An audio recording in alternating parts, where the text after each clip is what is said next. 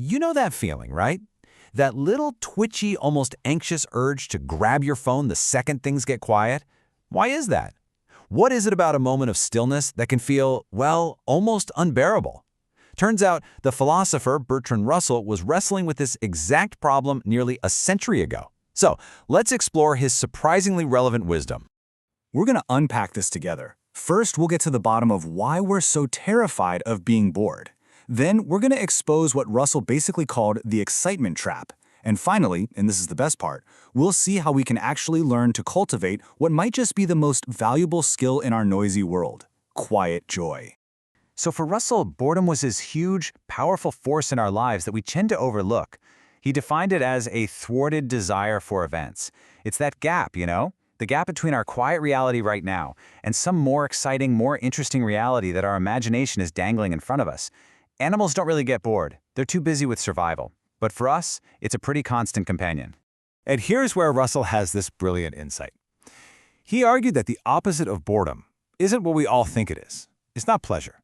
The real opposite of boredom is excitement. And right there, that leads to a massive paradox in our modern lives. I mean, think about it. We have more entertainment at our fingertips than any other generation in history. Endless shows, feeds, games, and yet, just as Russell predicted, we are more afraid of boredom than our ancestors ever were. We've started to see boredom not as a natural pause, but as a problem that needs to be solved, usually with a big dose of excitement. So this fear, this running away from boredom, it pushes us directly into what we can call the excitement trap. It becomes this relentless chase for bigger, better, more intense thrills, all just to keep that feeling of quiet emptiness away. But this chase has a serious hidden cost.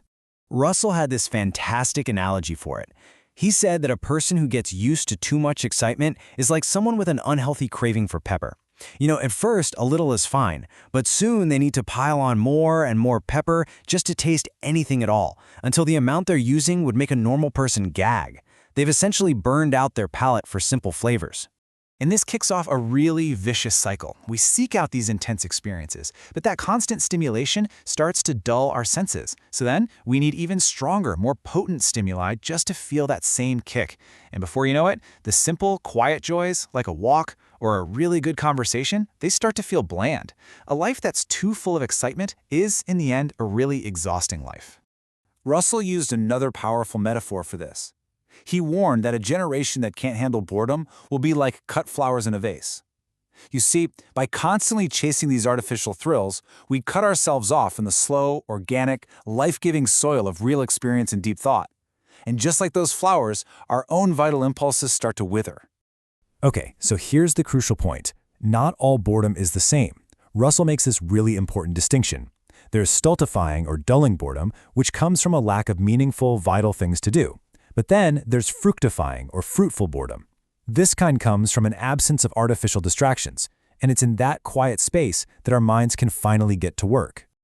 So, this leads us to a pretty radical idea. What if boredom isn't the enemy we've made it out to be? What if we could actually reframe it as a kind of fruitful monotony, something that's not just tolerable but necessary for a truly happy life? The ability to just sit with these quiet periods, well, it's a skill. It's something we can actually train.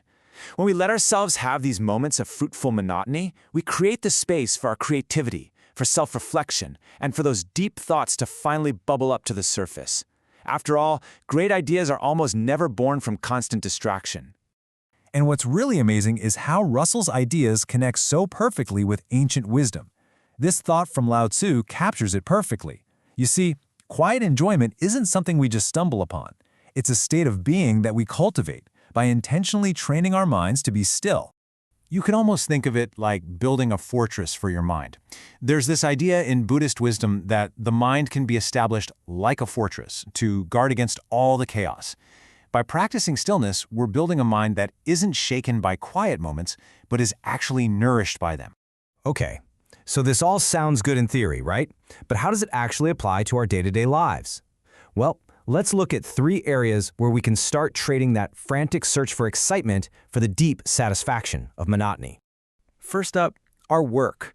Instead of constantly jumping between tasks, looking for the next little dopamine hit of something new, we can find this incredible joy in deep, focused effort.